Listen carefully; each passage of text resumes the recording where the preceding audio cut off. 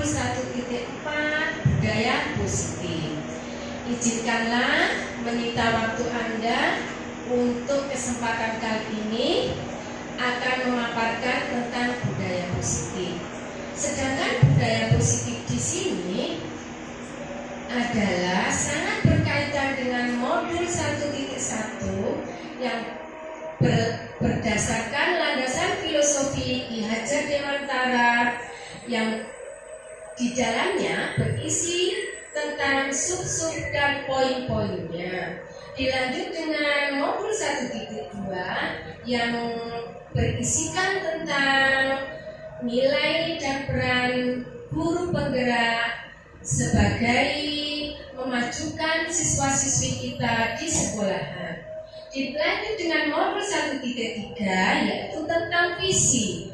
Visi itu apa? Visi adalah mimpi-mimpi kita ke depan, dibawa kemana putra-putri kita nantinya di 3 tahun ke depan, 5 tahun ke depan, dan 7 tahun ke depan. Nah, disitulah kita tanamkan tentang mimpi-mimpi kita yang baik pula. Dilanjut dengan modul 1.4.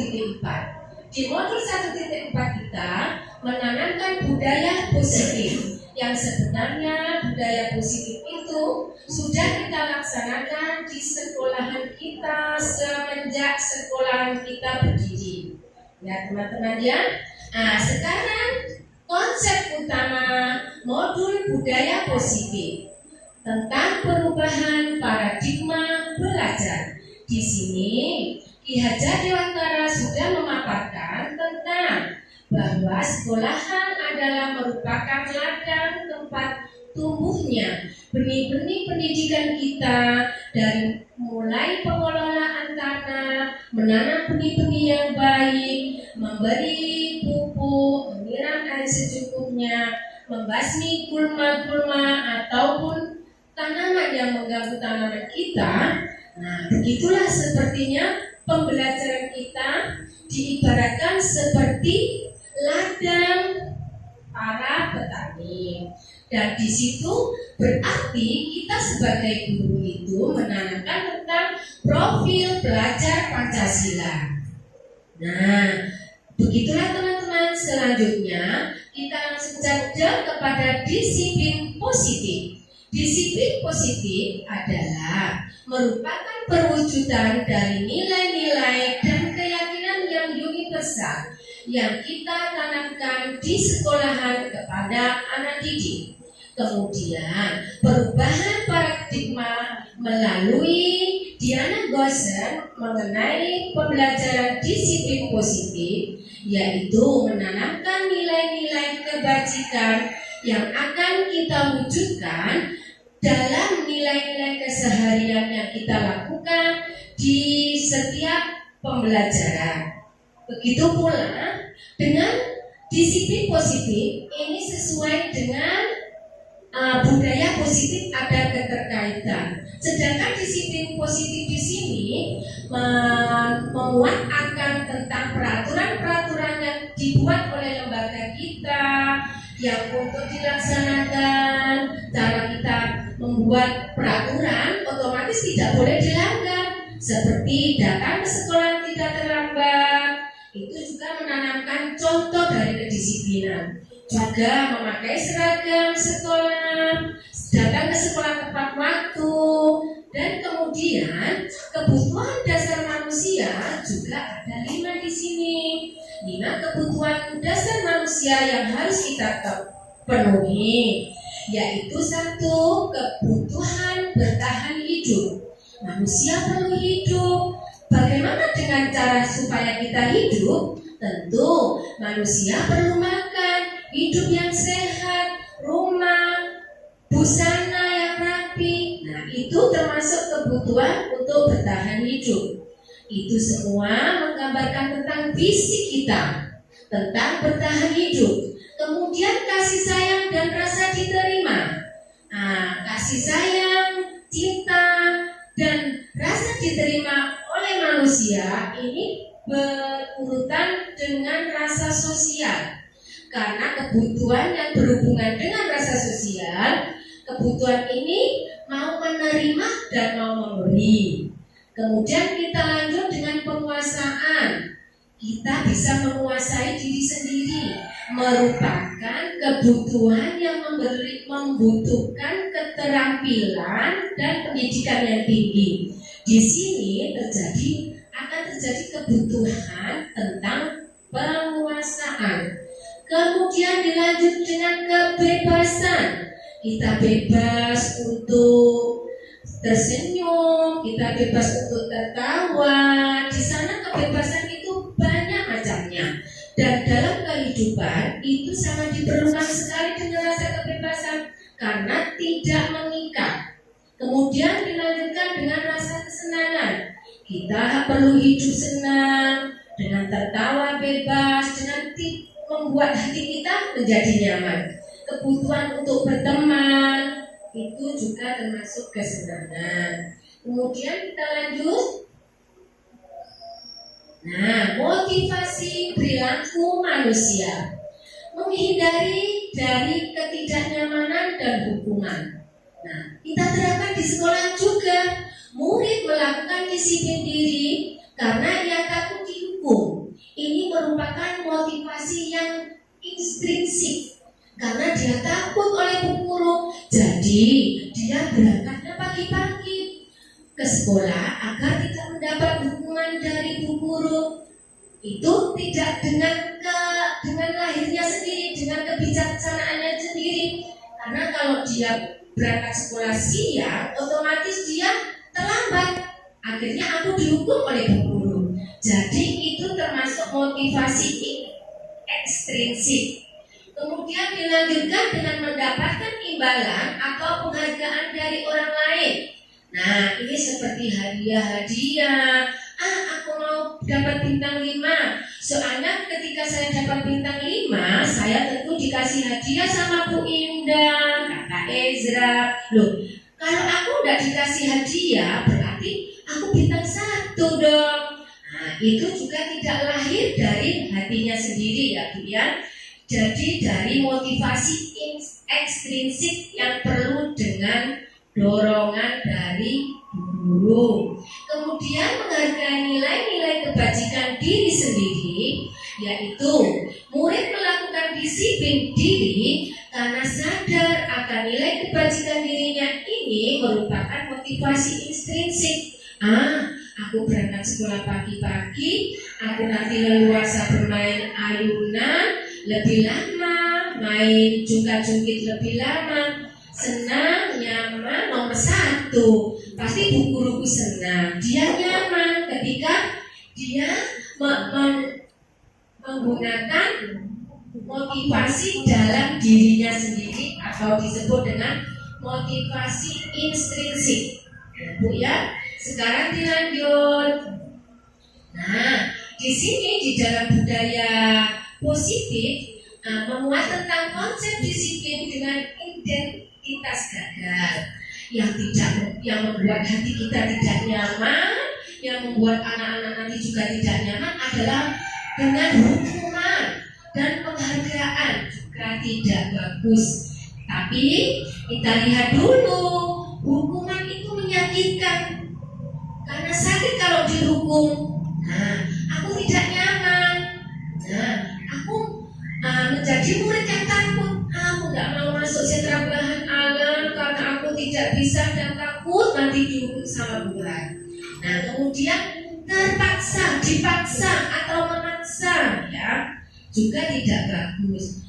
Kemudian murid menyembunyikan kesalahannya, dia tidak jujur setelah menyembunyikan sepatu temannya, tapi dia tidak mau mengakui, atau menyembunyikan krayon di sekolahan, krayonnya di loker, kemudian dia tidak mau mengakuinya kalau dia menyembunyikan.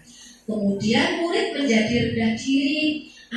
Biasanya itu dibully. Loh, kamu tadi menyembunyikan sepatu temanmu, kenapa kamu kok tidak mengakui? Dia menjadi rendah diri karena dibully. Kemudian penghargaan itu kalau di dalam kelas itu tidak efektif kecuali dalam kegiatan perlombaan di luar sekolahan ataupun internal di sekolahan.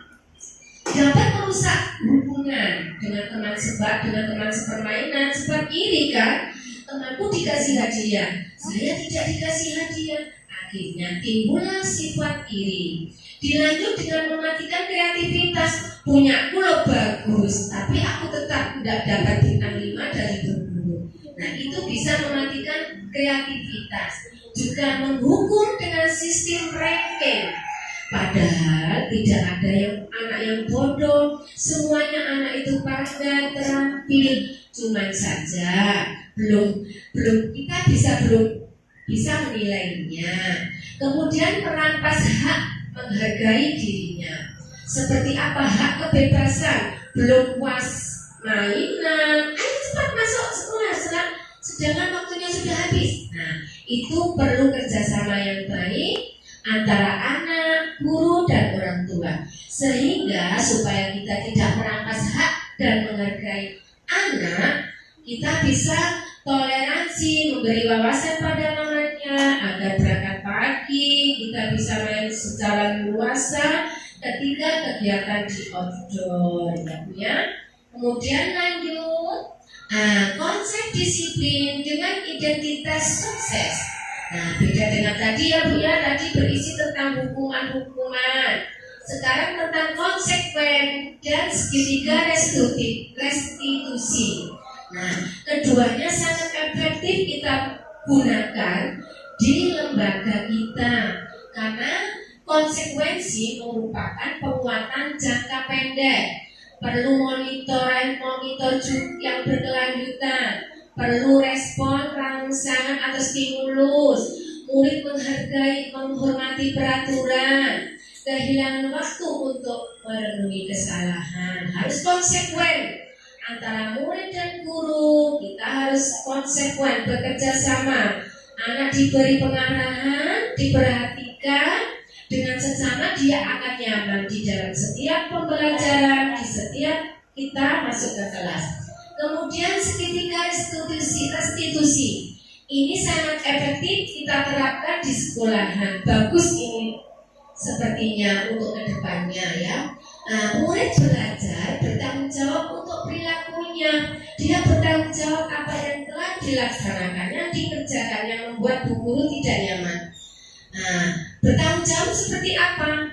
Contoh, merapikan permainan yang telah digunakan, berusaha untuk merapikan dan dimasukkan ke tempat semula, serta merapikan bekal yang setelah dimakan secara bersih, tanpa sisa, serta bukus jajannya tidak kita pakai dimasukkan ke tempat sampah.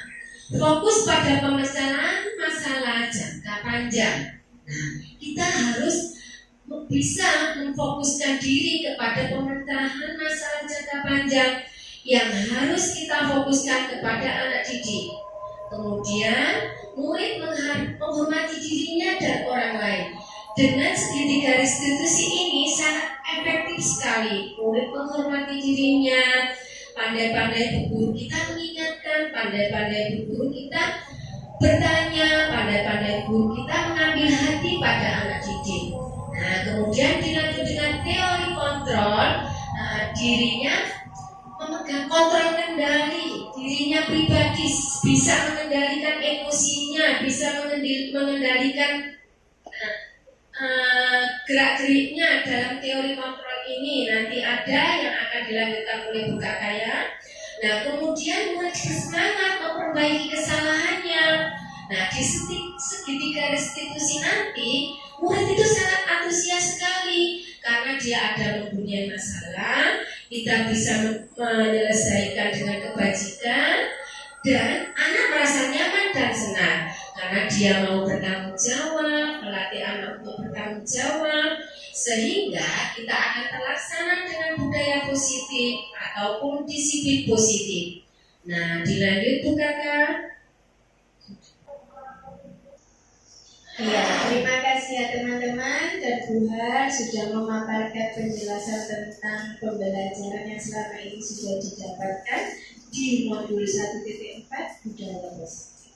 Selanjutnya setelah kita break dengan adanya azan, coba ibu semua tarik nafas pelan-pelan, kita mindfulness dulu supaya kita lebih rileks, lebih tenang, lebih bisa mendengarkan apa materi berikutnya yang akan saya jelaskan. Terima kasih. Berbicara tentang restitusi, sebelumnya saya mau tanya, apakah ibu guru semua sudah pernah mendengar kata restitusi?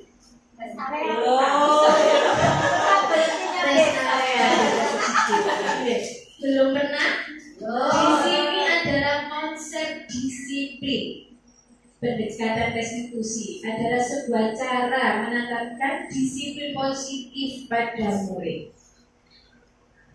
Menurut dosen, restitusi adalah proses menciptakan kondisi bagi murid untuk memperbaiki kesalahan mereka, sehingga mereka bisa kembali pada kelompok mereka dengan karakter yang lebih kuat. Bisa digarisbawahi di sini ada memperbaiki kesalahan dengan karakter yang lebih kuat.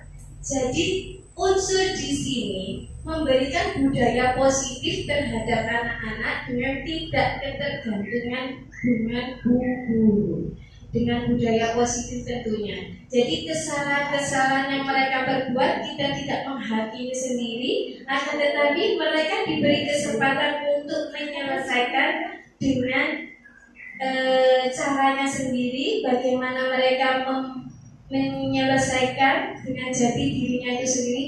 Guru hanya memfasilitasi saja. Untuk ciri-ciri restitusi sendiri ada menebus kesalahan.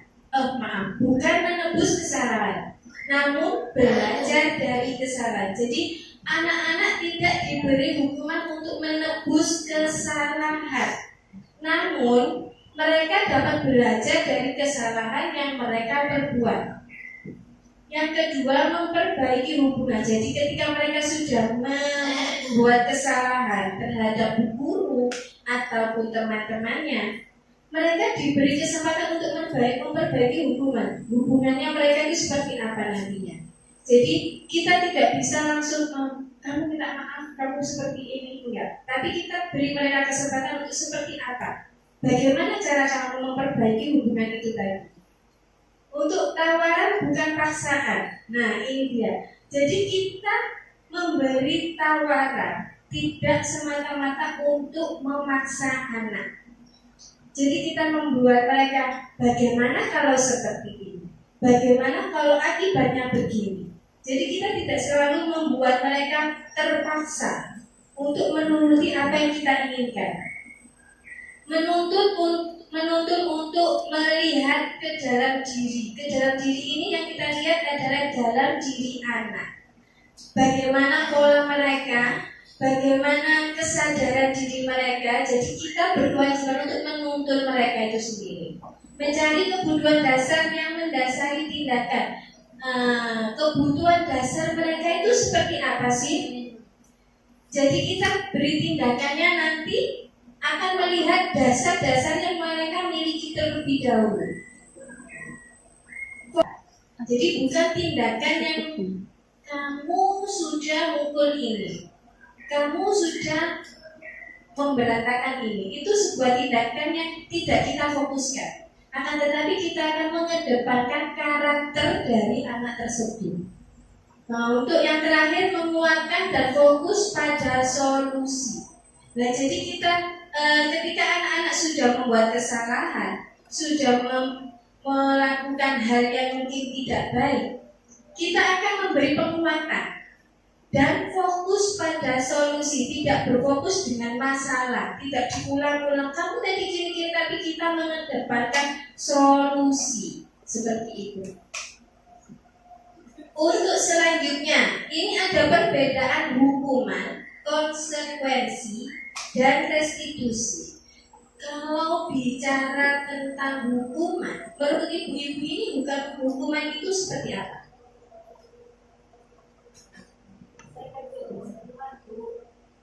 Kenapa? Mereka nggak ada hukuman. hukuman, Bu. Iya, maksudnya ini kalau kita dengar kata hukuman, Menakutkan. menakutkan, menegangkan, terus apa lagi? Meresahkan. Meresahkan. Ya. Jadi akhirnya karena menegangkan, meresahkan, menakutkan, akhirnya mereka merasa terpaksa untuk mengikutinya. Jadi ini ada contoh, siswa mengganggu teman saat sedang mengerjakan kegiatan di dalam kelas. Dalam hukuman, guru akan menghukum siswa tersebut untuk duduk diam atau menyendiri. Itu yang dinamakan hukuman. Jadi terlihat memang menakutkan, menegangkan, dan mungkin bahkan mereka tidak menyukainya. Dan mereka ketika sudah merasa seperti itu akan merasa takut. Jauh di dalam dirinya akan merasa marah, tapi mereka tidak bisa meluapkannya. Untuk konsekuensi sendiri, apa yang kira-kira menurut ibu-ibu tentang konsekuensi? Sesuatu yang harus diterapkan, Sesuatu yang harus diterapkan, dijalankan, dilaksanakan. harus dijalankan dan dilaksanakan seperti aturan, ya. Oke. Jadi di sini kita berbicara tentang konsekuensi tindakan langsung yang diterima oleh mereka karena sesuatu yang telah dilakukan. Jadi sama halnya dengan peraturan yang memang sudah dibuat, ada konsekuensinya dan mereka harus melakukannya, mau tidak mau. Karena guru di sini memberi konsekuensi untuk tidak istirahat. Jadi ketika mereka sudah melakukan kesalahan itu sendiri, sudah tidak usah istirahat. Nah, itu yang dinamakan konsekuensi dari sebuah tindakan.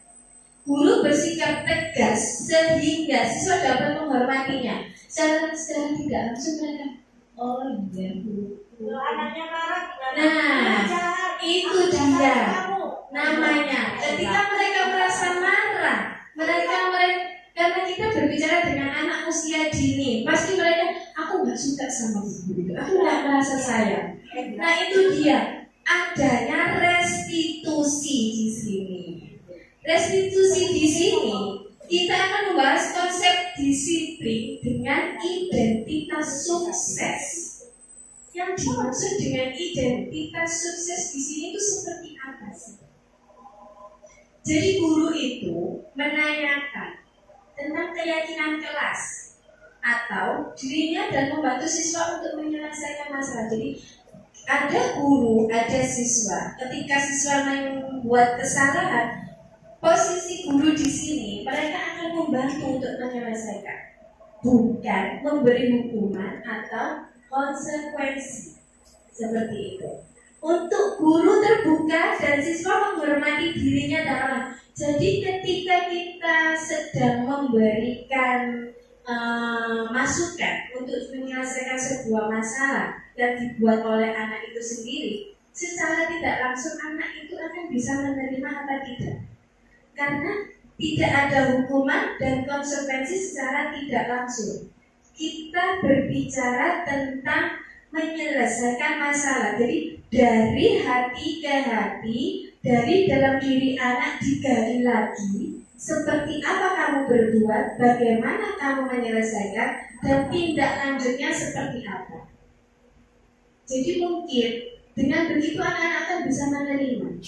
Dan untuk kedepannya ini kita akan berbicara restitusi seperti apa yang dikatakan Tuhan, jangka panjang untuk anak itu sendiri.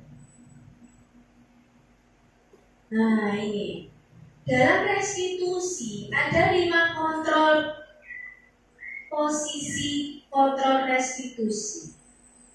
5 posisi di sini ada sebagai penghukum, pembuat rasa bersalah, teman, pemantau, dan juga manajer. Jika di posisi penghukum sendiri, apakah bu guru ini pernah melakukannya?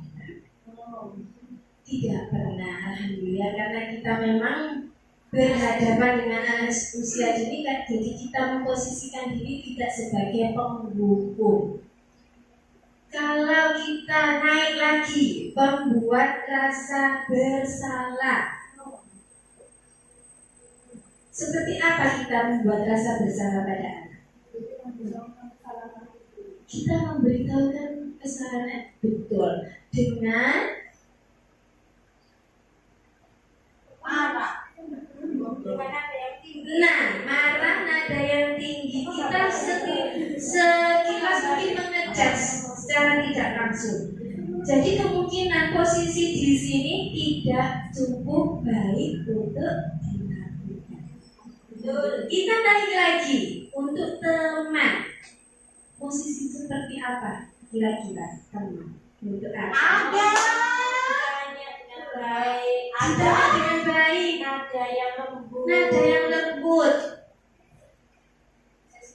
Sesi curhat boleh. Karena di posisi teman ini sendiri kita memposisikan diri kita, anak didik kita, siswa kita sebagai rekan kerja atau teman. Bagaimana kita menyelesaikan masalah itu bersama? Bagaimana kita mencari solusi itu bersama?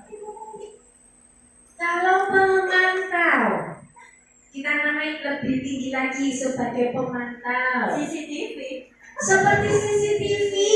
Terus Hanya diam tapi tanpa mengarahkan. hanya diam tapi tanpa mengarahkan, Jarak jauh. melihat dari jarak jauh tanpa interaksi. Terus mengawasi seperti pengawas ya.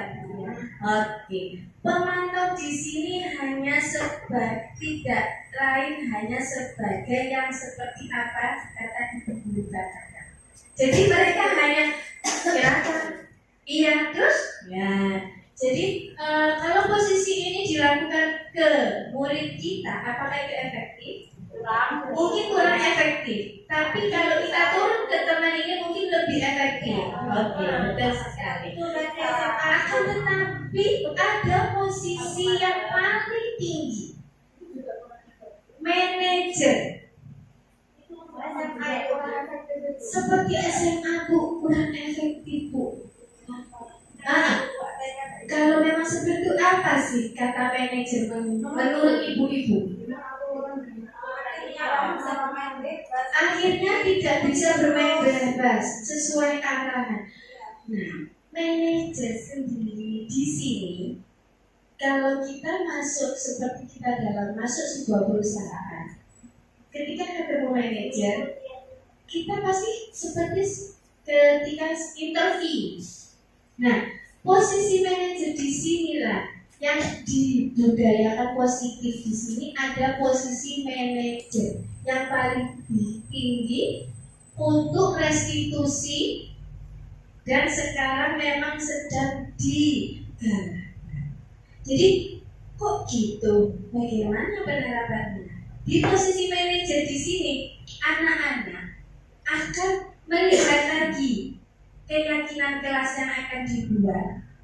Mereka akan dibebaskan untuk berpikir apa yang kamu lakukan, lalu seperti apa akibatnya, bagaimana jika itu terjadi lagi, seperti apa ke depannya, dan apa yang akan kamu perbuat selanjutnya.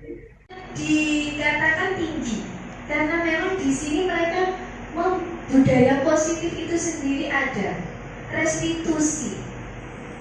Jadi mereka memang posisi tertinggi ada di manajer.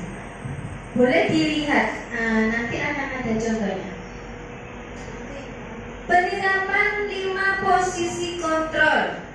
Siswa mengganggu siswa lain saat menyelesaikan kegiatan. Jadi ini contoh kasus.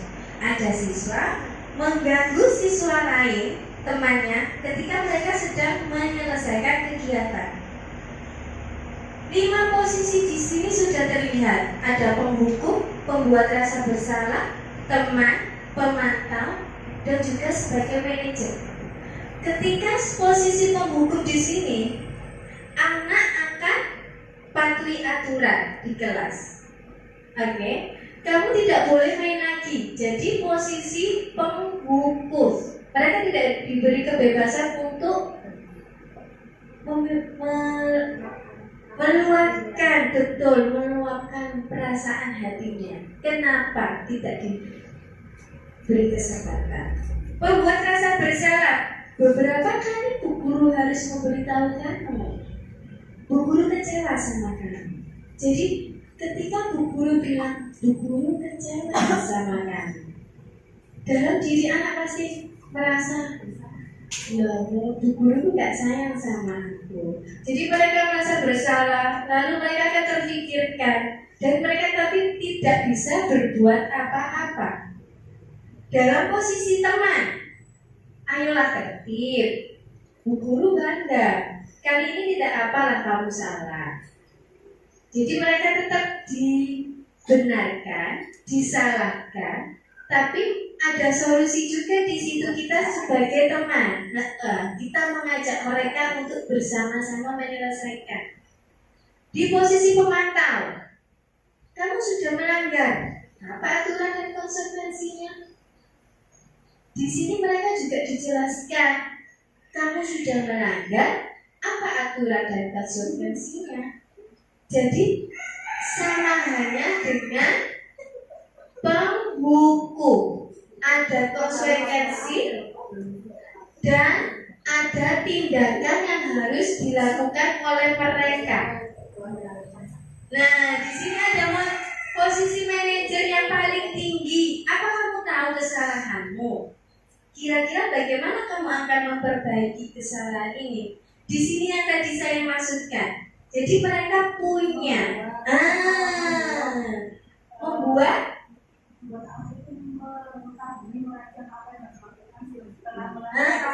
betul.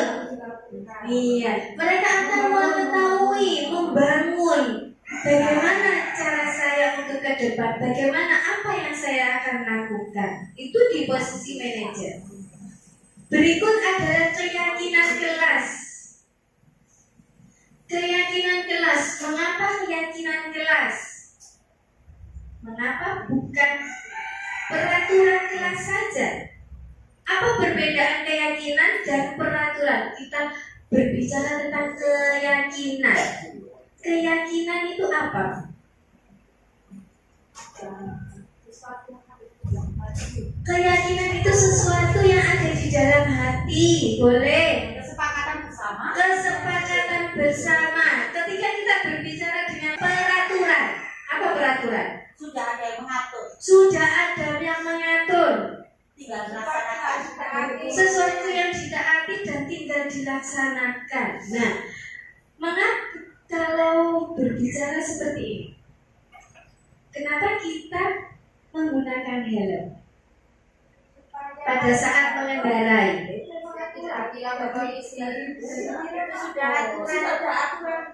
Sudah ada aturan. Mungkin seperti itu. Apa akibatnya jika tidak memakai helm? Kalau jatuh kepalanya bisa terkena itu. Ada Pak Polisi di Semprit. Jadi secara langsung dalam diri kita ini, ketika kita mengendarai sepeda motor, kita merasa nanti kalau ada apa-apa di jalan, aku nggak pakai safety, apa yang terjadi dalam diri kita, pada diri kita. Nah, itu tadi yang dimaksud dengan keyakinan kelas adalah sebuah aturan atau keyakinan yang ada, yang keluar dari dalam dirinya tanpa ada paksaan. Seperti itu. Jadi mengapa kita memiliki peraturan tentang menggunakan masker dan mencuci tangan setiap saat? Kenapa? Karena bersih, karena Supaya aturan. terhindar dari virus COVID. Nah, itu tadi karena kesadaran diri kita untuk menjaga kesehatan. Betul sekali. Itulah yang dinamakan kenapa keyakinan kelas, bukan peraturan. Karena keyakinan kelas ini akan nantinya berdampak berapa tahun kemudian berdampak nantinya ke karakter anak. Kenapa saya disekolahkan? Berarti saya disekolahkan supaya pinter. Gitu, betul sekali. Ini kemarin saya mencoba untuk praktek membuat keyakinan kelas. Jadi mungkin sederhana ya Bu ya, tapi memang kita berdampingan dengan anak usia dini. Jadi keyakinan kelas yang harusnya dibuat dengan apa ini seperti kata atau tulisan yang mereka buat sendiri dari dalam dirinya sendiri. Itu tadi saya gantikan dengan gambar.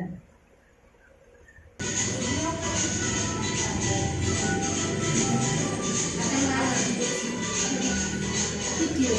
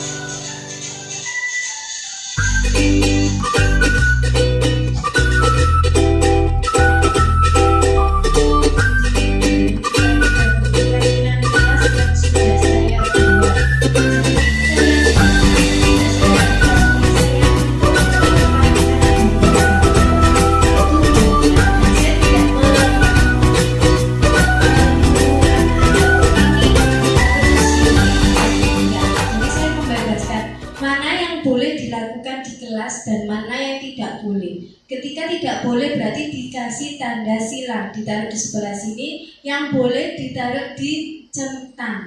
Jadi mereka sendiri yang memikirkan, mereka sendiri yang memilih untuk ditaruh mananya itu sendiri. Itu keyakinan kelas yang saya buat.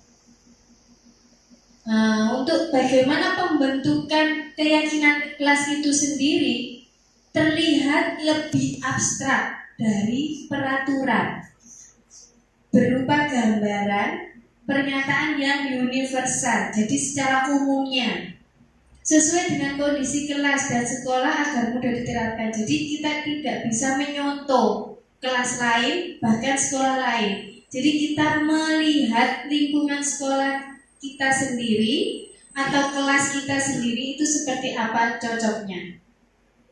Terus sedikit agak mudah diingat. Jadi ciptakan sedikit saja, tidak usah terlalu banyak, tapi diingat oleh anak-anak. Dibuat dalam bentuk yang positif. Jadi tidak ada ini tidak boleh, tidak ada silang, tidak ada apa di dalam gambar, tapi mereka sendiri yang menciptakan. Semua warga kelas sekolah dilibatkan saat membuat. Jadi tidak hanya guru, tapi kita semua membuat aturan itu sendiri, keyakinan kelas yang akan ditaati. Dalam keyakinan kelas ini, kita memiliki segitiga restitusi. Sebelumnya ibu-ibu pernah mendengar tentang segitiga restitusi? Itu tepung. Nah, ini yang saya pelajari dalam modul ini, saya juga baru mendengarnya. Di guru penggerak ini ada segitiga restitusi. Yang pertama dilakukan adalah menstabilkan identitas. Identitas ini sendiri adalah masalah. Jadi guru menstabilkan kenapa, menanyai anak, dengan selanjutnya memvalidasi tindakan yang salah. Dengan tindakan itu sendiri, apa yang akan kamu lakukan, apa yang kamu perbuat, dan kedepannya seperti apa. Lalu menanyakan keyakinan. Ketika sudah membuat keyakinan kelas, mana keyakinan yang harus lebih dikembangkan. Jadi ketika mereka sudah membuat kesalahan, sudah distabilkan, divalidasi, lalu yang terakhir menanyakan keyakinan kelas agar nantinya mereka lebih bisa mematuhi keyakinan kelas yang diyakini itu sendiri. Ini ya Bu, contoh kasus yang ada di kelas.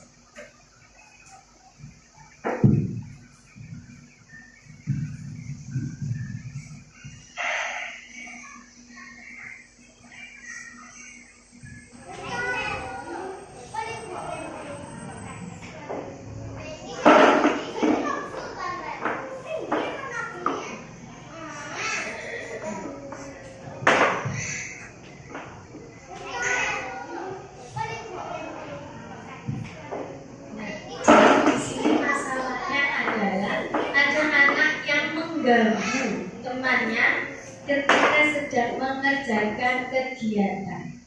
Ini saya mencoba untuk menerapkan segitiga restitusinya.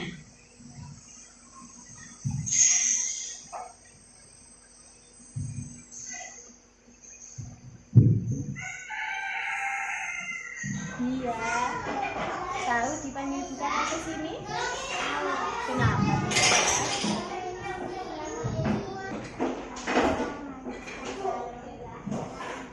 Iya, karena memberikan barokah sutra. Jadi keyakinan kelas apa yang perlu ditingkatkan oleh dia? Oke, baik. Jadi apalagi yang harus dilakukan sama dia? Minta maaf sama?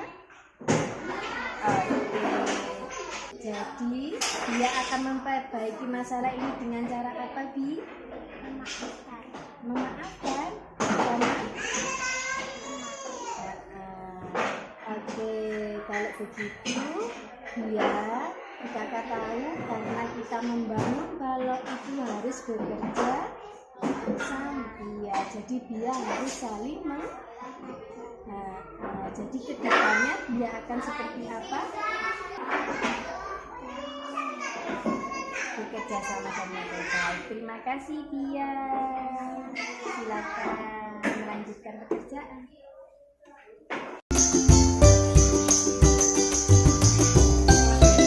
Gua mau tanya Ezra dulu. Kenapa tadi mainannya kok nggak mau dirapikan? Ayo. Kenapa? Kenapa? Ayo. Oh tadi main jualan-jualan. Kalau main jualan-jualan nggak dirapikan toh. Tadi jualan apa? Dirapikan dulu.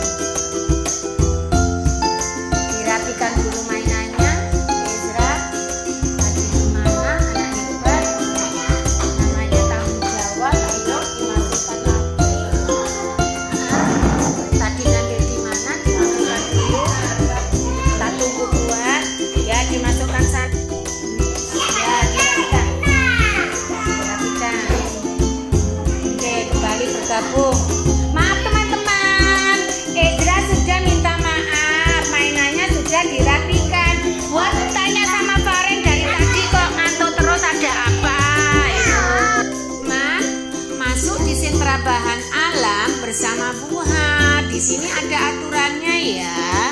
Coba Sen, aturan di sentra bahan alam. Satu, memilih teman permainan.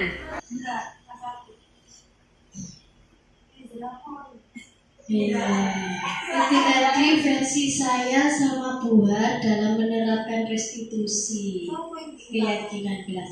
Nah ini ada Bu contoh bagaimana posisi kontrol itu sendiri ketika diterapkan ke siswa. Tapi mungkin nanti kita akan menyederhanakan ketika kita berhadapan dengan anak usia dini. Salam bahagia Ibu dan Bapak guru hebat. Dalam penerapan disiplin positif restitusi, salah satu program yang dikembangkan adalah 5 posisi kontrol. 5 posisi kontrol dalam restitusi adalah proses perjalanan seorang pendidik agar dapat mengenali dirinya. Pada video kali ini, kita akan membahas tentang 5 posisi kontrol yang dikembangkan oleh Diane Goosen dan contoh penerapannya.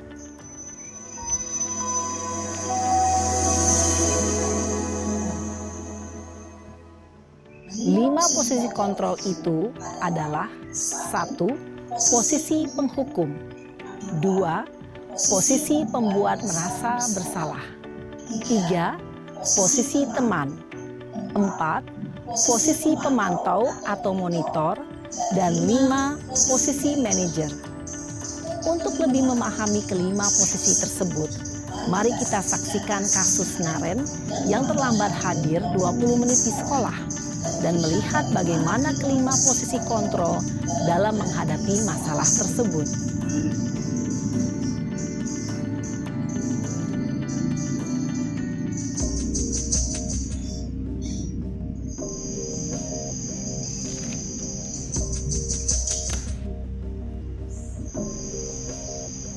Naren! Sini kamu! Selamat pagi, Bu. Selalu terlambat. Kamu deh, pasti terlambat. Maaf, Bu. Saya... Apa? Apa coba? Alasan kamu apa lagi? Kapan sih kamu tidak terlambat?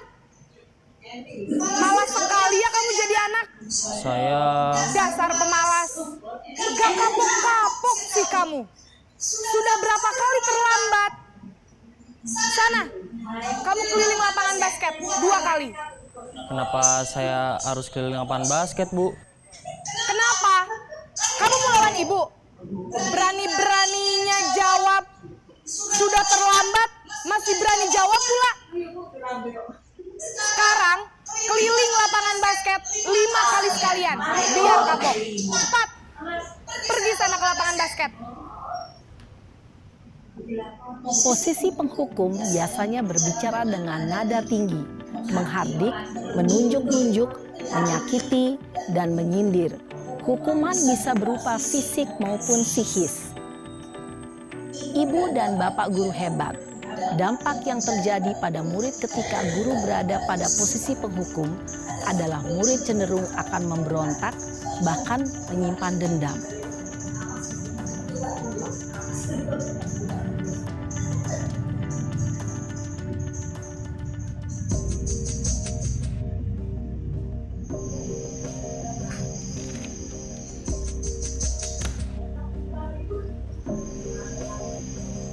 Naren!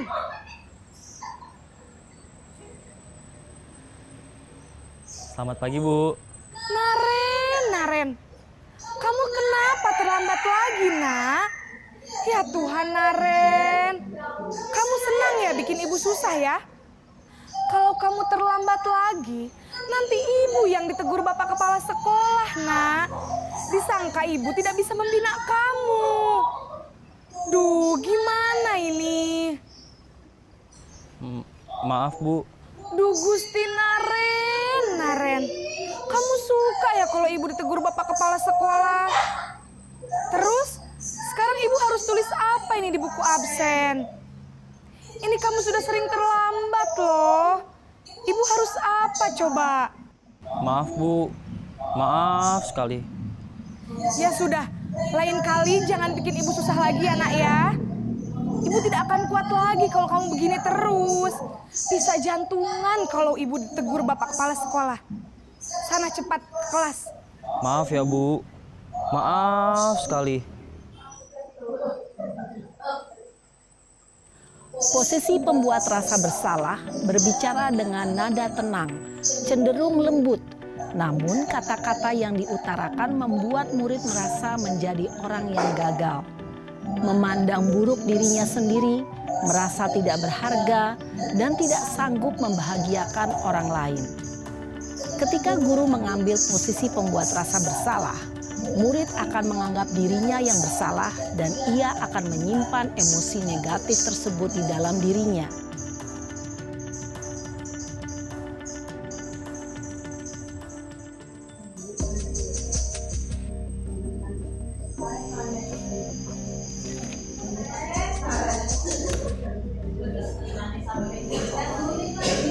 Naren!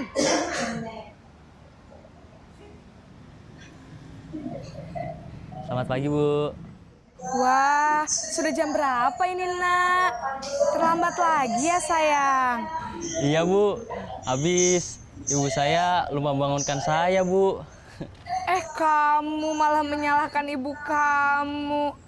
Kamu bukannya anak yang larinya paling kencang. Kok terlambat sih? Iya Bu, saya memang terlambat bangun tadi. Jadi biarpun saya lari kencang, tetap gak kekejar Bu. Ya sudah sana, nanti lain kali larinya lebih kenceng lagi ya. Biar gak terlambat lagi. Bikin seneng ibu, demi ibu. Bisa kan? Bisa lah Bu. Ya sudah sana masuk kelas. Ibu beresin urusan absen kamu. Kamu ini ada-ada saja. Dalam posisi teman, guru berbicara dengan nada suara ramah, akrab, cenderung bersenda gurau untuk menjaga suasana tetap santai. Murid akan merasa senang, aman, dan akrab dengan guru. Identitas yang tercipta adalah identitas sukses atau berhasil. Namun, perlu diingat, karena ini masih dorongan eksternal, maka ada faktor ketergantungan dari murid kepada orang tertentu.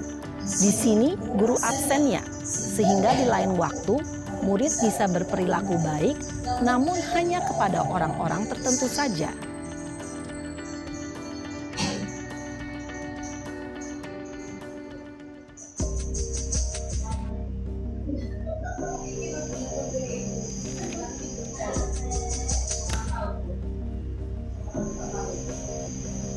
Naren!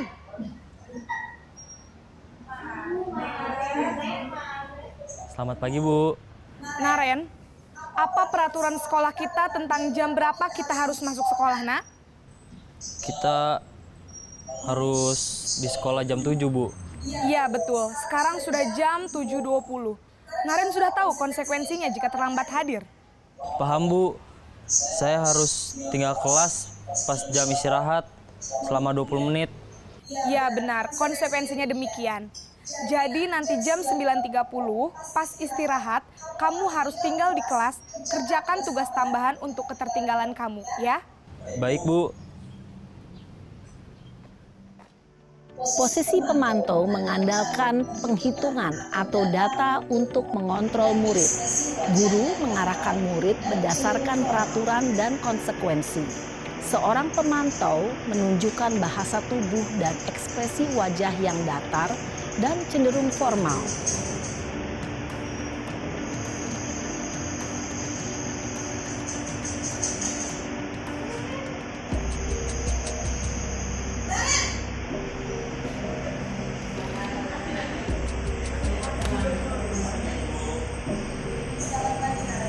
Naren!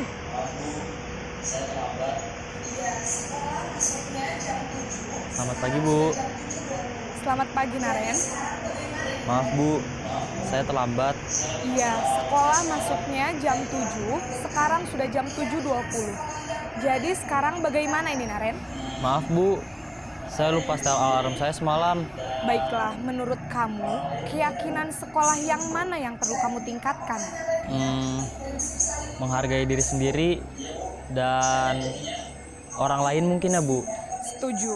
Jadi, apakah Naren meyakini prinsip saling menghormati tersebut? Iya Bu, saya meyakininya. Apakah Naren bersedia memperbaiki masalah keterlambatan ini? Bersedia Bu. Bagaimana kamu akan perbaiki masalah keterlambatan ini? Saya akan coba untuk tidak lupa menyetel alarm saya Bu. Baik, kalau Naren lupa menyetel alarm di rumah, ada orang yang kira-kira bisa bantu mengingatkan tidak? Ada Bu, kakak saya, Kak Ema. Ada lagi selain Kak Ema? Selain Kak Ema, ada ibu saya. Baik, jadi yang mengingatkan Naren adalah Kak Ema dan ibu kamu ya? Kira-kira akan mulai setel alarm kapan nih Naren? Setelah pulang sekolah, akan segera saya lakukan. Baik, jadi Naren akan setel alarm untuk bangun besok pagi dan akan diingatkan oleh kakak dan ibunda Naren ya. Ada lagi yang mungkin perlu dilakukan Naren agar tidak terlambat bangun lagi? Tidak ada Bu. Baik Naren, terima kasih untuk kerjasama kamu. Sekarang kamu perlu kembali ke kelas untuk belajar. Baik Bu, terima kasih. Posisi manajer adalah posisi kontrol yang disarankan untuk membimbing murid memiliki sikap disiplin yang positif, yaitu murid yang mandiri, bertanggung jawab, dan dapat memecahkan masalah. Tujuan dari posisi ini adalah agar murid dapat berefleksi atas tindakannya. Guru akan dengan tulus memberikan pertanyaan-pertanyaan bermakna, sehingga membuat murid dapat belajar dari kesalahannya dan mencari sebuah solusi untuk menyelesaikannya. Ibu dan bapak guru hebat, setelah mengamati adegan kelima posisi kontrol tadi, kira-kira posisi mana yang paling ideal? Posisi mana yang dapat menunjang motivasi intrinsik murid? Ya, tentu posisi manajer. Posisi ini memang posisi ideal yang ingin dituju setiap pendidik. Pada posisi inilah, guru dapat menerapkan disiplin positif yang berpihak pada murid, yang memerdekakan murid. Perjalanan seorang pendidik tentunya tidak mudah untuk sampai pada posisi seorang manajer. Namun, tujuan kita pasti, yaitu menciptakan murid-murid yang mandiri, merdeka.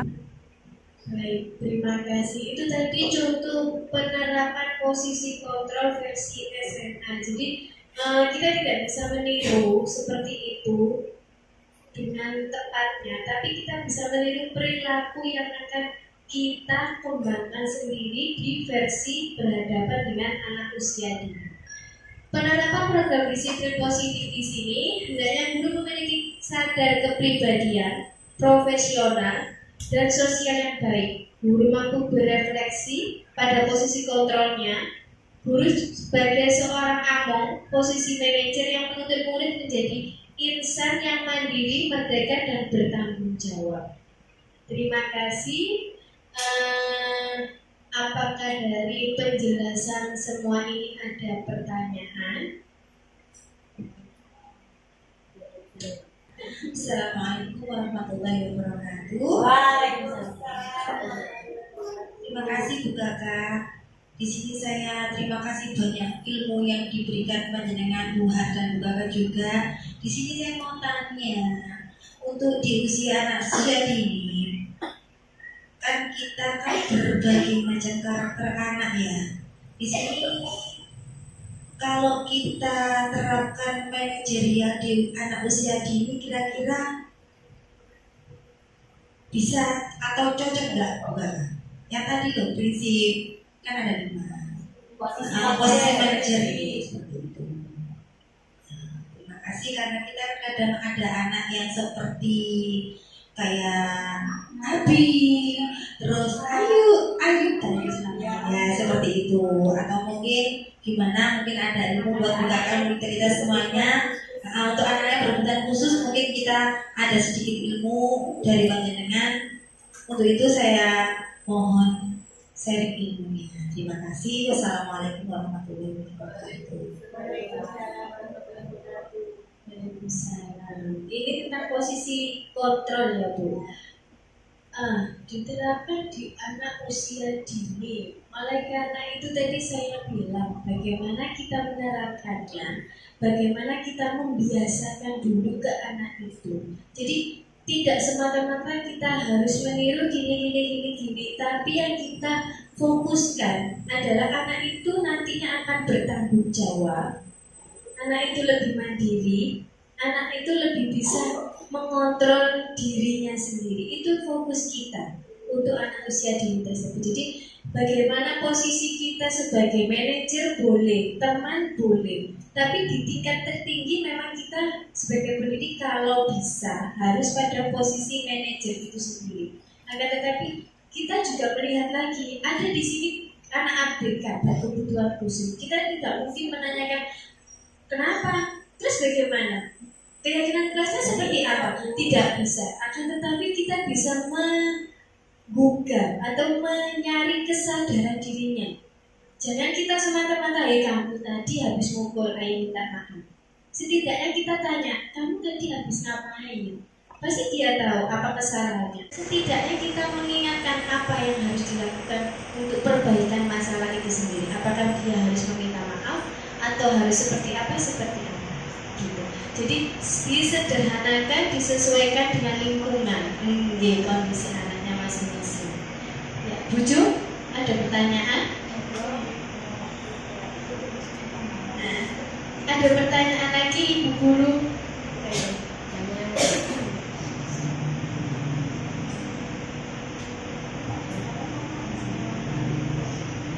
Terima kasih kami sampaikan sama seperti Bu Nita tadi. Terima kasih atas ilmunya yang telah diberikan kepada kami.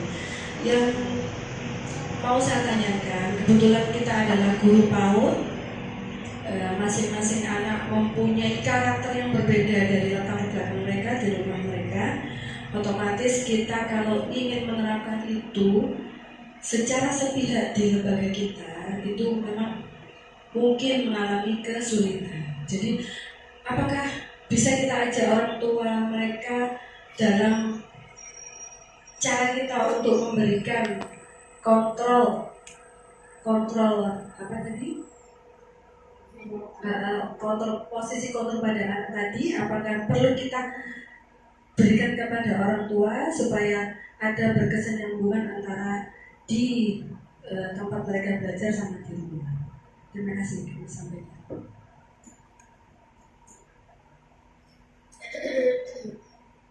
Iya. Apakah boleh? Tentu boleh, Bu. Kalau kita berbicara tentang posisi ini di lingkungan lembaga sekolah atau lingkungan lembaga rumah itu sendiri, karena di 5 posisi kontrol ini sebagai pendidik.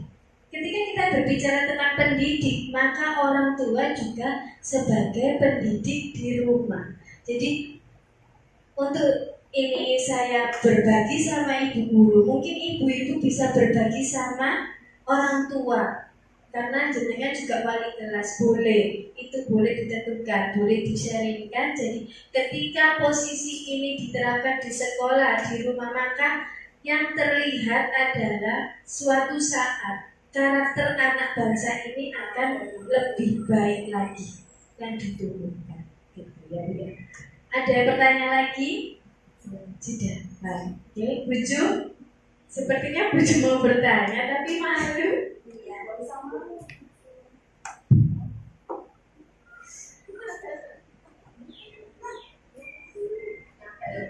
Halo, terima kasih atas ilmunya Bunga dan Bu Kakak. Ini masalah perubahan paradigma belajar ya Bu. Kebanyakan wali murid itu berpikirnya itu anak saya kelas 1 akan bisa baca tulis. Padahal kita kan masih menerapkan konsep belajar sesuai anak usia dini.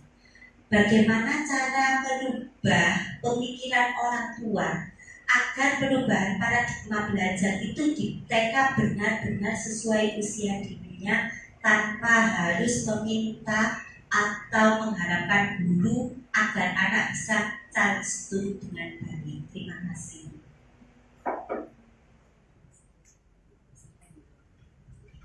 Terima kasih. Ini pertanyaan tentang paradigma baru yang ada. Monggo Bu Hari.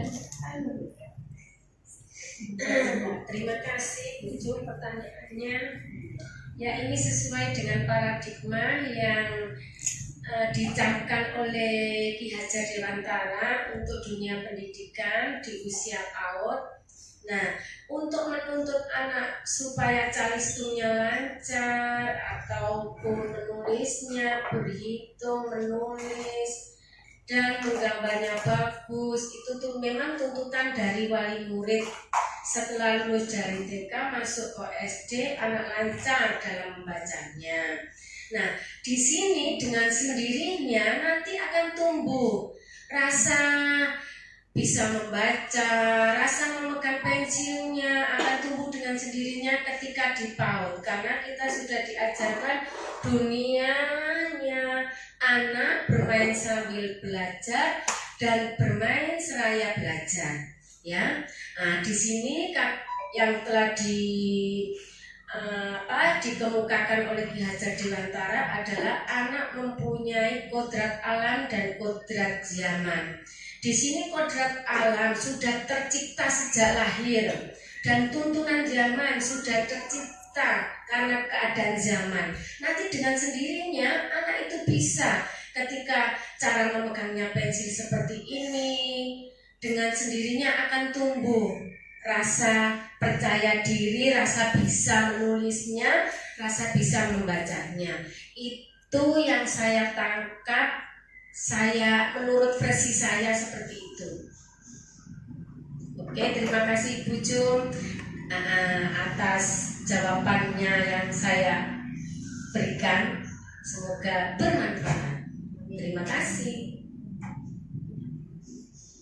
Oke, ini kalau berbicara tentang paradigma itu kan suatu pembaruan, pelajaran baru. Jadi ini didasari oleh prinsip terdiferensiasi. Kalau berbicara dengan diferensiasi adalah kebutuhan anak. Jadi ketika orang tua tidak mengetahui tentang penuntut kita tentang calistung itu sendiri, bagaimana kita mensosialisasikan kepada wali murid itu, bagaimana sekarang kebutuhan anak ibu itu seperti ini. Kita tidak bisa memaksakan. Jika dipaksakan 2, 3, 4 tahun ke depan, maka akan ada dampak. Jadi sebisa mungkin bagaimana caranya kita mensosialisasikan kepada murid untuk paradigma baru ini yang berdiferensiasi kepada murid. Kita ditentukan melihat kebutuhan mereka, seperti apa yang mereka bisa, dan bagaimana caranya kita untuk mengembangkan apa yang belum berkembang sesuai dengan anak masing-masing itu sendiri. Karena setiap anak kan berbeda-beda, tidak bisa disamakan. Terima kasih. Pertanyaan Bu Jum ini menutup sesi berbagi dari saya dan Bu Har. Semoga sesi belajar hari ini membawa manfaat bagi kita semua sehingga dapat membantu mewujudkan pendidikan yang berlandaskan profil pelajar Pancasila. Salam merdeka belajar bagi kita. Terima kasih. Salam guru penggerak. Tergerak, bergerak dan menggerakkan. Karena saya sudah tergerak dan kita sudah bergerak, nanti akan menggerakkan teman-teman untuk ikut CGP di angkatan selanjutnya. Terima kasih dari kami. Wassalamualaikum warahmatullahi wabarakatuh. Waalaikumsalam warahmatullahi wabarakatuh. Assalamualaikum warahmatullahi wabarakatuh. Terima kasih saya ucapkan kepada Bu Kakak dan Bu Har yang telah memberikan kami sesi berbagi ilmu. Semoga ilmu yang baru itu bisa diimplementasikan kepada lembaga kami, PGTK Muslimat NU 179 Pelangi. Terima kasih. Semangat calon guru penggerak. Wassalamualaikum warahmatullahi wabarakatuh.